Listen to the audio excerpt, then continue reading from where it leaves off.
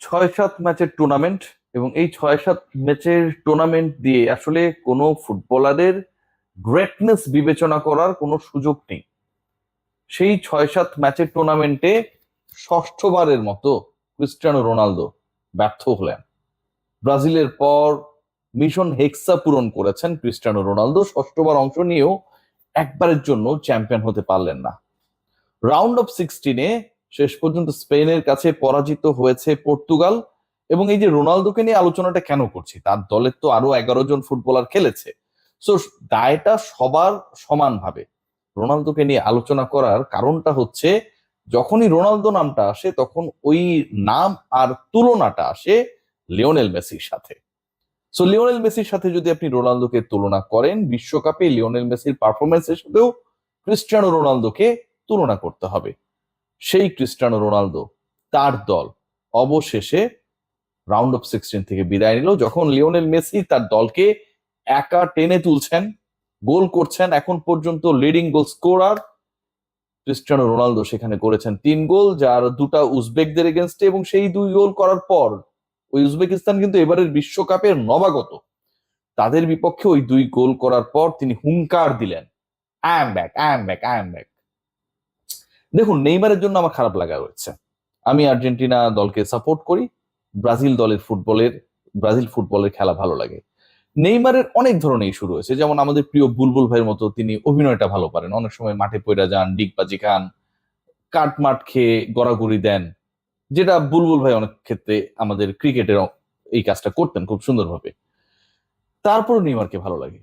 Neymar girlfriend change করেন বলিউডের আমির খানের মতো করে, আজকে একটা কালকে আরেকটা, আবার সকল গার্লফ্রেন্ড মিলে হচ্ছে নেইমারের সন্তানের জন্মদিন পালন করে, এরকম ঘটনা মোটামুটি ঘটে বিভিন্ন সময়, সেটাও ভালো লাগে।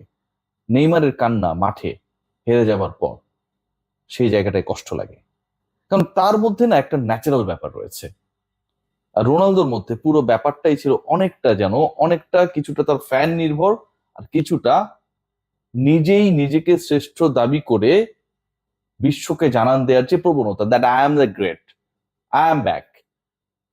সেই রোনালদোর পরাজয়ে, রোনালদোর বিদায়ে, এবারের বিশ্বকাপে পর্তুগালের বিদায় আসলে বিন্দু মাত্র সত্যিকার ফুটবল যারা আসলে ফলো করেন, এবং রোনালদোর এবারের বিশ্বকাপে এবং আগের 5টা আসরের বিশ্বকাপে তার পারফরমেন্স যারা ফলো করেছেন, যদিও এই 5-6 ম্যাচের বিশ্বকাপকে তিনি গুরুত্ব দিতে চান না, কিন্তু এই 5-6 ম্যাচের গুরুত্ব বা 5-6 ম্যাচের বিশ্বকাপকে যদি আপনি মাল্টিপ্লাই বাই 6 করেন, যেহেতু 6টা আসর তিনি খেলে ফেলেছেন, তাহলে 36টা ম্যাচের বিশ্বকাপ তার জন্য মোটামুটি, তাই না? তাই তো হওয়ার কথা।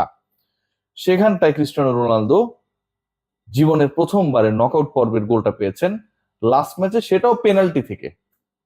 সেই রোনালদো মহা গুরুত্বপূর্ণ ম্যাচে ব্যর্থ। আলো ছড়াতে, গোল করতে, পাস দিতে, ক্রিয়েটিভিটিতে, সব জায়গায় Cristiano Ronaldo he was missing. এখন বলতে পারেন যে কে আসলে খুব বেশি এই ম্যাচে প্রভাব বিস্তার করেছে? যিনি গোল দিলেন তার কথা তো আমরা বলতেই পারি, তার আলোচনা আমি একটু পরে আসছি। আপনি দেখেছেন লামিন ইয়ামাল যেভাবে তিনি খেলেছেন, যেভাবে নাচিয়েছেন, হয়তো গোল পান নেই, গোল করাতে পারেন নাই, but the way he deliver his best for his team চোখে পড়েছে। এই যে চোখে পড়ার ব্যাপারটা, লাস্ট ম্যাচে নরওয়ের যদি আমরা হাল্যান্ডের কথা বলি, একলা ম্যাচ ঘুরিয়ে দিয়েছিলেন। কিপার নেলান্ডের কথা বলি, একলা ম্যাচ ঘুরিয়ে দিয়েছিলেন। নেইমারের কথা যদি বলি, 68 মিনিটে নামার পরে ম্যাচের গতি বদলে যায়, এবং নেইমার চেষ্টা করেছেন অনেক কিছু, অনেক প্রশ্ন থাকতে পারে, but Neymar tried in the last match for Brazil. রোনালদোর মধ্যে সেই ক্ষুধাটা, মানে জাস্ট একটা গোল বানিয়ে দেবে, বল বানিয়ে দেবে, তিনি জায়গা মতো থাকবেন, গোলকিপার মিস করবেন, এই শর্তে তিনি গোল দিবেন। এই যে একটা ব্যাপার স্যাপার পুরো টুর্নামেন্ট জুড়ে এবং বিশ্বকাপের প্রত্যেকটা আসরেই আলটিমেটলি ক্রিস্টিয়ানো রোনালদো মানে এটাই আসলে পর্তুগালকে ডুবিয়েছে। একজন নির্ভর একটা দল, তাকে খেলাতেই হবে, বাদ দেওয়া যাবে না। এবং যেখানে রবার্টো মার্টিনেজের মতো কোচ থাকেন, এর আগে 18-তে বেলজিয়ামের স্বর্ণালী প্রজন্মকে নিয়ে তিনি গিয়েছিলেন, সেই বিশ্বকাপে শেষ পর্যন্ত তারা পারে নাই। এবার পর্তুগালের দারুণ সম্ভাবনা ছিল নেশনস লিগ জয়ী, শেষ পর্যন্ত তারাও সেখানটায় পারলো না।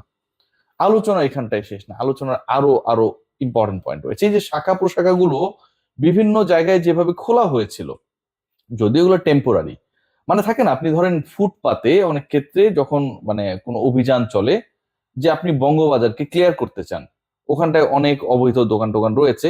এখন ঢাকা দক্ষিণ সিটি কর্পোরেশন তারা বঙ্গবাজারকে পরিষ্কার করার জন্য উদ্যোগ নিল, বুলডোজার মুলডোজার দিয়ে আশপাশে রাস্তায় ড্রেনের উপরে যেসব দোকান চাপড়ি টাপড়ি উঠেছিল সবগুলোকে সরিয়ে দিল, ক্লিন হয়ে গেল।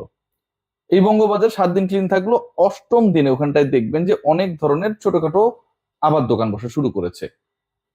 ইনিয়ে বিনিয়ে কেউ কেউ আবার দখল করা শুরু করেছে, এবং একটা সময় গিয়ে 1 মাসের মধ্যে আগের রূপে ফিরে আসে বঙ্গবাজার। ঠিক এরকম ব্রাজিল এবং তার শাখা প্রশাখারা এরকম ভাবে গড়ে উঠেছিল বিশ্বকাপ যখন শুরু হয়েছিল অস্থায়ী ভিত্তিতে। ঠিক বঙ্গবাজারে অবৈধ দোকান উচ্ছেদের পর অস্থায়ী ভিত্তিতে কিছু দোকান গড়ে ওঠে যেমন, ঠিক ওভাবে। তো পর্তুগাল এবং রোনালদো ছিল সেরকম একটা। রোনালদো এবং পর্তুগালের বিদায়টা চিন্তা করে দেখতে পারেন, যে ব্রাজিলের বিদায়ের পরে, মানে হচ্ছে বসের বিদায়ের পরে বসের সাগরে তো আসলে টিকতে পারলো না। ব্রাজিলিয়ানরা নেইমারকে যতটা পছন্দ করে, আমি বারবার বলি যে রোনালদোকে তার থেকে কয়েক হাজার গুণ বেশি পছন্দ করে। কারণটা কি? কারণটা একটাই, কারণ নেইমার হচ্ছে লিওনেল মেসির best of the best friends. Neymar এবং মেসির বন্ধুত্ব, এবং নেইমার মেসির বন্ধুত্ব মানে মেসির সাথে যদি বন্ধুত্ব হয় কারো, সে তাদের যত বড় সুপারস্টার হোক না কেন, ওই হীনমন্যতা থেকে তারা বের হতে পারেন না। তারা মনে করেন তাহলে ক্রিস্টিয়ানো রোনালদো নেইমারের থেকে কাছের বড় ফুটবলার তাদের কাছে। এবং সেই ক্রিস্টিয়ানো এবং তার শাখা উপশাখা পর্তুগাল শেষ পর্যন্ত বিদায় নেওয়ার কারণে আমার কাছে মনে হয় যে গতকাল ভোর থেকে যে কান্নাটা শুরু হয়েছিল এটা আরো লঙ্গার হলো। পর্তুগাল রোনালদোর এই বিদায় এবং এই ম্যাচকে কেন্দ্র করে যে হাইপটা ছিল ম্যাচের মধ্যে, আসলে সেটা একদম লক্ষ্য করা যায়নি। একদমই সাদামাটা একটা ম্যাচ হয়েছে। এখানটায় সুযোগ অনেকেই পেয়েছিলেন এবং সেই সুযোগগুলো কাজে লাগাতেও ব্যর্থ হয়েছে। তবে সেই ব্যর্থতার কারণও রয়েছে। আমি কেন বলছি এটা, আপনি যদি খেয়াল করে দেখেন যে 2010 সালের 30 জুন ক্রিস্টিয়ানো রোনালদো তার ভেরিফাইড যে ফেসবুক পেজ রয়েছে সেখান থেকে একটা স্ট্যাটাস দিয়েছিলেন। সেখানটায় ছিল স্পেন 1 পর্তুগাল 0। এবং আজকে ওখানটায় গিয়ে নাড়া দেওয়া শুরু করেছে, অনেকেই কমেন্ট করছে, হাহা দিচ্ছে, লাইক দিচ্ছে নানাভাবে। কারণ 2010-এর 30 জুনে তিনি যে পোস্টটা দিয়েছিলেন ক্রিস্টিয়ানো রোনালদো তার ফেসবুক পেজ থেকে, স্পেন 1 পর্তুগাল 0, সেইটা যেন আবার নতুন করে বাস্তবায়িত হয়ে গেল আজকের এই দিনে। অক্টোপাস পলের কথা আপনাদের মনে রয়েছে, ঘানার সেই তান্ত্রিকের কথা মনে রয়েছে। ক্রিস্টিয়ানো রোনালদো, ওই পল তো এসছে আর অনেক পরে, 2014-18 বিশ্বকাপের দিকে, রাইট? আর ঘানার তান্ত্রিক 2026-এ। বাট ক্রিস্টিয়ানো রোনালদো তিনি গণনা করে দেখেছিলেন যে তার দল স্পেনের কাছে পরাজিত হবে এখন থেকে 16 বছর আগে, 2010-এর 30 জুনে। এরকম ঘটনা যিনি ঘটাতে পারেন, সেই তিনি কেন নিজের ভাগ্য বদলাতে পারেন না? তিনি কেন পেনাল্টি ছাড়া গোল করতে পারেন না নকআউট পর্বে? তিনি কেন তার দলকে জেতাতে পারেন না? তিনি কেন মেসির সাথে যখন ওই আলোচনাগুলো হয়, সেই ডিবেটের মধ্যে যখন ঢুকে পড়েন, ঠিক তখন প্রমাণ করতে পারেন না যে ঠিক আছে তুমি একটা জিতেছো, আমি 2টা ওয়ার্ল্ড কাপ জিতে খেলাম। লিওনেল মেসি তো ফাইনালে 2টা খেলেছে, 2টা গোল্ডেন বল, চ্যাম্পিয়নশিপ, বিশ্বকাপে 20 গোল, 30 ম্যাচ খেলার অভিজ্ঞতা, এবারে বিশ্বকাপে লিডিং স্কোরার, কি না করেছেন ফর হিজ টিম। সেই রোনালদো তার স্বর্ণালী প্রজন্মের প্রতিনিধিদের সাথে কিছুই করে দেখাতে পারলেন না। কিছু তো করে দেখাতে পারলেন না, তার দলের সতীর্থরা যে তার জন্য, ক্রিস্টিয়ানো রোনালদোর জন্য, যিনি নিজেকে গ্রেটেস্ট এভার ফুটবলার দাবি করেন, স্বঘোষিত সেই রোনালদোর জন্য কখনোই জীবন বাজি রেখে like the Argentine footballers try করলো না। বরং কোনো কোনো ফুটবলারের কোনো কোনো সতীর্থের গার্লফ্রেন্ড বলে রোনালদো একটা স্বার্থপর। আসলে কি তাই? কমেন্ট বক্সে জানিয়ে দেন। সবাই ভালো থাকবেন।